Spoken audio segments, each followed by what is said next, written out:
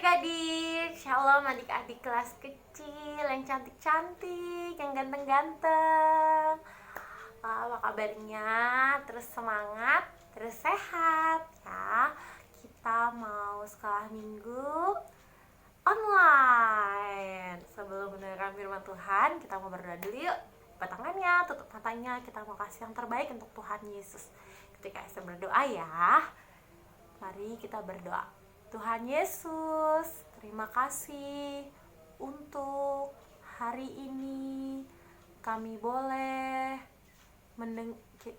sekolah minggu walaupun online. Tuhan, kami mau mendengarkan firman-Mu. Ajarkan kami duduk diam, duduk manis untuk dengerin firman Tuhan. Haleluya. Amin.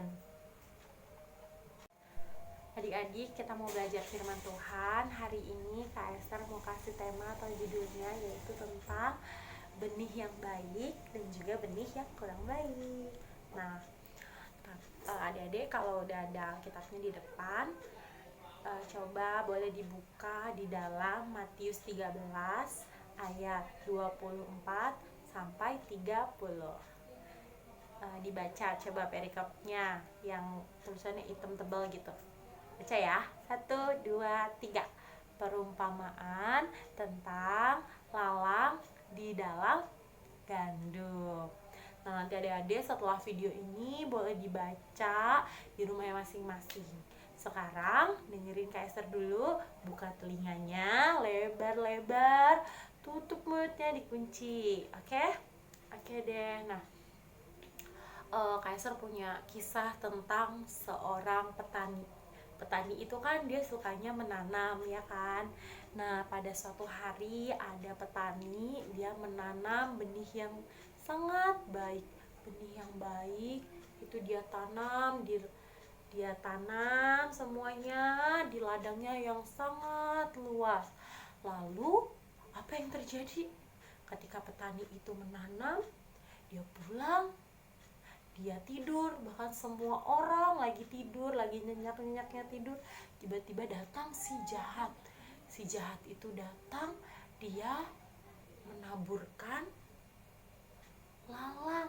Dia menaburkan lalang di dalam benih-benih yang tadi petani itu tanam. Nah, lalu setelah itu apa yang terjadi? Ketika benih-benih yang tadi ditanam itu dia mulai tumbuh dan mulai kelihatan ada lalangnya, mulai kelihatan ada benih yang gak baik, benih yang kurang baik.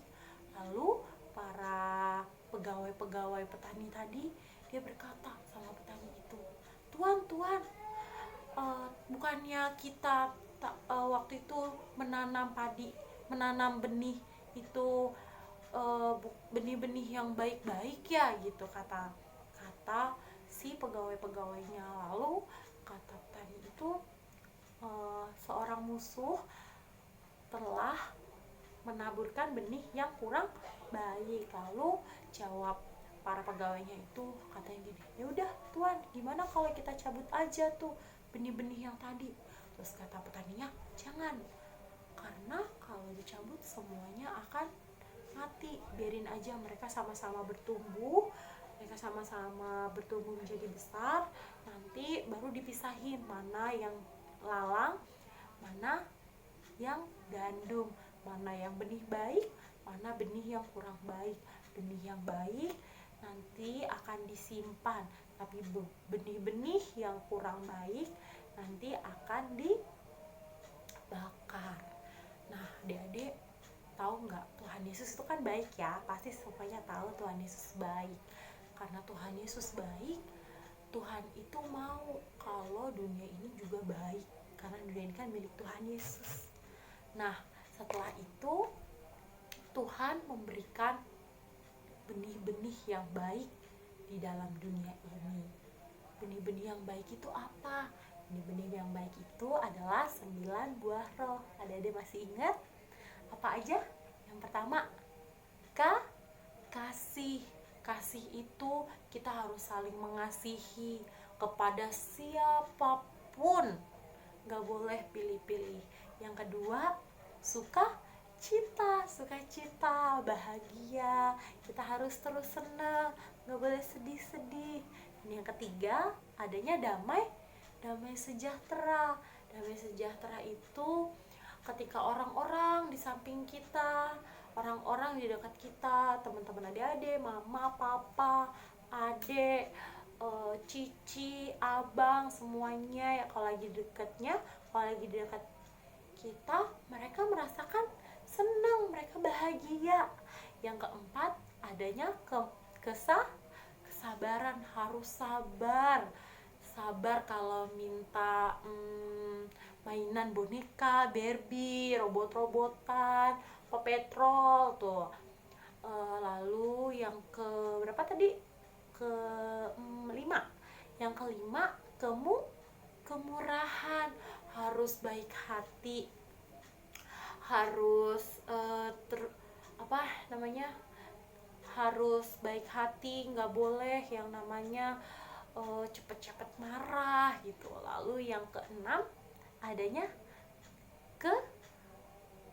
kebaikan, harus baik ke semua orang, nggak boleh yang namanya milih-milih. Sama kayak kasih tadi, harus baik ke semua orang. Kalau mamahnya minta tolong jagain adiknya, harus mau jadi anak yang baik atau jadi kakak yang baik buat adik-adiknya. Kalau adiknya nangis, jangan dimarahin, harus baik sama adiknya, harus mau berbagi. Lalu yang ketujuh ada kesetiaan, setia, berdoa terus sama Tuhan Yesus, walaupun sekolah minggunya online, tapi terus setia dengerin firman Tuhan Yesus setiap minggu. Lalu yang ke-8 adanya kelemah lembutan. Kelemah lembutan itu gak gampang marah, gak mudah emosi, gak gampang kesel gitu, nggak boleh bete, nggak boleh. Lalu yang ke-9 adanya penguasaan diri itu sama, dia itu bisa tahan emosi, bisa menguasai dirinya, tahu hal-hal yang baik, tahu hal-hal yang kurang baik. Nah, 9 buah roh itu adalah benih yang baik yang Tuhan berikan di dunia ini. Tapi adik-adik tahu nggak, di dunia ini itu ada dua jenis perbuatan.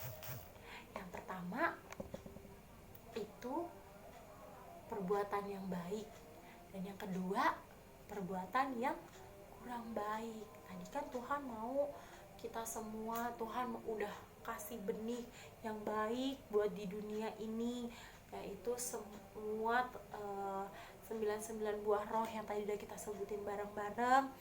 Tuhan mau biar semua orang menaati kemauan Tuhan Yesus, melakukan ke-9 buah roh tadi. Semua orang yang ada di dunia ini takut sama Tuhan Yesus. Tapi kalau kayak gitu, Kak Esther, kalau kita udah taat sama Tuhan Yesus, terus kita bakal dapet apa? Kalau kita udah takut sama Tuhan Yesus, kita udah ngelakuin ke-9 buah roh itu. Tahu nggak adik-adik? Kalau adik-adik, kalau Kak Esther, kita semua yang ada di dunia ini, kita udah melakukan 9 buah roh, kita udah memiliki benih-benih yang baik dalam hidup kita, Tuhan akan menjanjikan kerajaan surga. Karena benih yang baik itu, karena kerajaan surga itu merupakan benih yang baik. Terus benih-benih yang kurang baik itu contohnya apa? Coba adik-adik, Kak Esther mau dengerin. Apa? Iya, bener banget. Iri hati, cemburu, apalagi sombong, pamer, iya, terus pelit. Itu benih-benih yang nggak baik, benih-benih yang Tuhan Yesus nggak sukai. Nah, benih-benih yang gak Tuhan sukai tadi, kayak lalang tadi, dia akan diapain?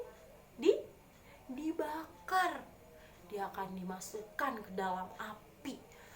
Takut kena api sedikit aja panas ya, apalagi kita semua nih tubuhnya semuanya dari atas rambut sampai ujung kaki dimasukin ke dalam api, pasti panas, kesakitan, gak enak. Kak Esther gak mau, Kak Esther juga percaya, Kak Esther yakin adik-adik pasti gak mau. Kita maunya masuk ke dalam kerajaan surga.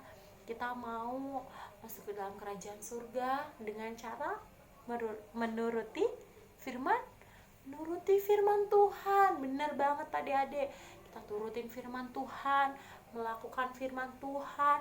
Kita harus mempunyai kasih ke semua orang, kita harus menebarkan sukacita biar semua orang yang di samping kita, yang di dekat kita itu terus damai sejahtera, mereka senang terus. Kita harus belajar sabar. Setelah belajar sabar, kita belajar untuk kemurahan, kebaikan, kesetiaan, kelemah lembutan, dan juga penguasaan diri agar masuk ke dalam kerajaan surga. Jadi kita harus takut sama Tuhan dan melakukan perintah Tuhan setiap hari. Kapan adik-adik melakukan perintah Tuhan? Kapan? Setiap hari. Pintar banget. Nah, demikian firman Tuhan hari ini. Kita harus melakukan firman Tuhan, harus takut sama Tuhan, dan melakukannya setiap hari.